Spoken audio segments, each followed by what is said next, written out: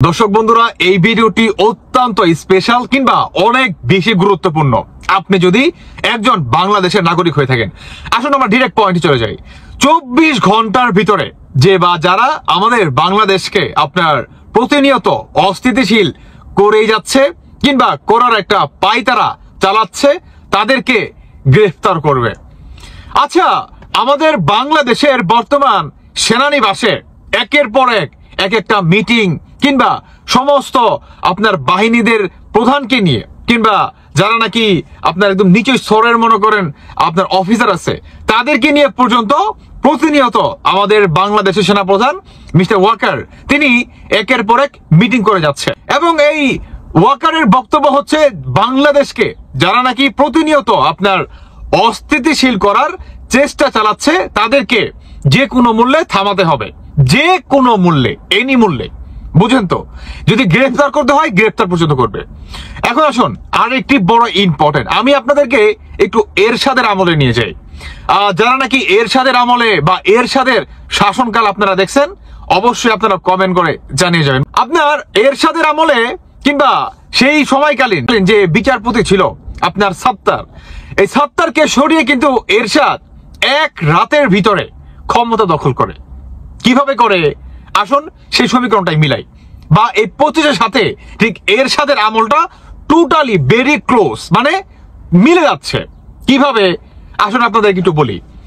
আপনারা দেখবেন যে এরশাদের আমলে যখন নাকি এরশাদ আপনার তিনি আসলে সেনা শাসন চালু করে কিংবা বাংলাদেশকে কন্ট্রোলে আনে, কিংবা বর্তমান আমাদের এই বাংলাদেশে 25 সালে এসে কিংবা 24 সালে তো আমরা পার করে আসছি, যে একটা জঙ্গি হামলা হয়েছে বাংলাদেশকে, যারা নাকি প্রতিনিয়ত আপনার অস্থিতিশীল করতেছে, প্রতিনিয়ত বহির্বিশ্ব থেকে দেশে থেকে এই সেনা প্রধানকে মনে করেন আপনার জনগণের মুখোমুখি করা বা সেনাবাহিনীকে নিয়ে সমালোচনা করা, মিথ্যা কথা বলা, বা সরকারে বসে কেউ কেউ সেনাবাহিনীর ভিতরে মনে করেন বা সেনাবাহিনীকে নিয়ে মনে করেন ষড়যন্ত্র করা, এই যে একটা পায়তারা, সেম পায়তারাটা এরশাদের আমলে ঘটছিল।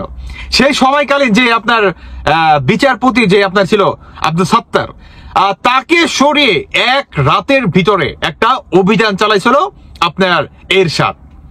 এই এরশাদ এক রাতের ভিতরে অভিযান চালায়া যারা নাকি বাংলাদেশকে প্রতিনিয়ত অস্থিতিশীল করছে, তাদেরকে গ্রেফতার করছে, সর্বোচ্চ আইনের আওতায় আনছে। সবচেয়ে মজার বিষয় হচ্ছে, যখন নাকি এরশাদ আপনার সেনা শাসন জারি করে কিংবা তিনি ক্ষমতা দখল করে, বাংলার মানুষ তখনও কিছু জানতো না। সকাল হয়েছে, আপনার রেডিওতে এটা প্রচারণা করছে, তারপরে বাংলার মানুষ জানে যে যারা নাকি বাংলাদেশকে প্রতিনিয়ত অস্থিতিশীল করছে, তাদেরকে এক রাতের ভিতরে দমন করে ফেলছে। কে দমন করছে? সেনা শাসন জারি করে এরশাদ। তো আপনি যদি এরশাদের আমলটা বর্তমান বা এরশাদের সমীকরণটা আমাদের 25-এর সাথে মিলাতে চান, আমি বলবো ভাই ভেরি ক্লোজ, খুবই ক্লোজ। ধরেন আপনার মানে কতটা ক্লোজ, আমি আপনাদেরকে যদি সংখ্যাটা বুঝাইতে পারি, অনেকটা 1 আর 2, মানে 1-2-র ভিতরে যতটা ক্লোজ, সেম ক্লোজ বর্তমান এরশাদের শাসন আমলের যে ঘটনা আর আমাদের 25-এর সেনানিবাসের এই ঘটনা। আচ্ছা, আমাদের এই সেনানিবাসে বর্তমান কি ঘটতেছে? আমাদের বাংলাদেশের সেনানিবাসে বর্তমান একের পর এক প্রতিনিয়ত মিটিং মনে করেন চলমান। আসলে এই মিটিং গুলা কিসের ইঙ্গিত দিচ্ছে? এই মিটিং গুলাতে বর্তমান আপনার জেনারেল, পুলিশ বাহিনী, তারপর হচ্ছে আপনার বিজেপি, যে বা যারা আছে সবাইকে নিয়ে, যারা নাকি আপনার আসতে পারতেছে না তারা অনলাইনে মনে করেন যুক্ত হচ্ছে, যারা নাকি মনে করেন সরাসরি আসতেছে তারা তো কথা বলতেছে কিংবা নিজেদের বক্তব্য রাখতেছে। মানে বাংলাদেশকে, বিশেষ করে বাংলাদেশকে যারা নাকি প্রতিনিয়ত অস্থিতিশীল করার চেষ্টা চালাচ্ছে, পায়তারা চালাচ্ছে, ইভেন আপনার বহির্বিশ্ব থেকে একের পর এক হুঙ্কার দিচ্ছে, সেনা প্রধানকে জনগণের আপনার মুখোমুখি করার একটা পায়তারা চালাচ্ছে, মিথ্যা প্রচার করতেছে, সেনাবাহিনীকে নিয়ে মনে করেন সমালোচনা করতেছে, কেউ কেউ তো সরকারে বসে সেনাবাহিনীকে নিয়ে উল্টাপাল্টা গুজব ছড়াচ্ছে। এর ভিতরে আপনার উপদেষ্টা আসিফ ভুঁইয়া, তাই না? তো তিনি সংবিধান গ্রহণ করেও সংবিধানের সাথে বেইমানি। যাই হোক, আমাদের এই বাংলাদেশে বর্তমান দেখতে পারবেন অচিরেই যে ওই যে বললাম এরশাদ যেভাবে আপনার ক্ষমতা দখল নিছে এক রাতের ভিতরে, আমাদের বাংলাদেশে সেনানিবাসে বর্তমান এটাই কি ইঙ্গিত দিচ্ছে।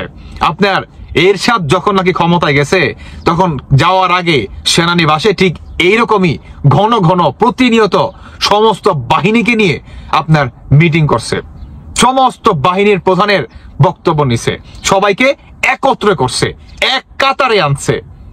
আমাদের বাংলাদেশ সেনাবাহিনীর প্রধান মিস্টার ওয়াকার তিনিও কি সেই পথে হাঁটতেছে, বা তিনিও সবাইকে দেখেন প্রতিনিয়ত মিটিং করতেছে, সবাইকে এক কাতারে আনার চেষ্টা চালাচ্ছে। আপনাকে থাকতে হবে মাস্ট, আপনি যদি সশরীরে না থাকতে পারেন আপনাকে অনলাইনে আনতেছে। মানে আপনি কাজে আছেন, কোনো আপনার সরকারি কাজে কিংবা দেশের কোনো কাজে আপনি ব্যস্ত আছেন, বাট আপনি অনলাইনে যুক্ত আছেন, আপনি কথা বলতে পারতেছেন, মন্তব্য আপনি প্রকাশ করতে পারতেছেন, বক্তব্য রাখতে পারতেছেন, কিংবা আপনি তাদের বক্তব্য শুনতেছেন। দেশে নেক্সট যে আপনার মিশনটা বা নেক্সট যেই আপনার কি কয় আমাদের বাংলাদেশ সেনাবাহিনীর যে স্টেপটা সেই সম্পর্কে আপনারা জানতে পারতেছেন। এই যে একটা ইনফরমেশন কিংবা এই যে একটা কানেক্টেড, এটা কিন্তু অনেক বড় একটা ইস্যু, এটা কিন্তু অনেক বড় একটা পাওয়া, তাই না?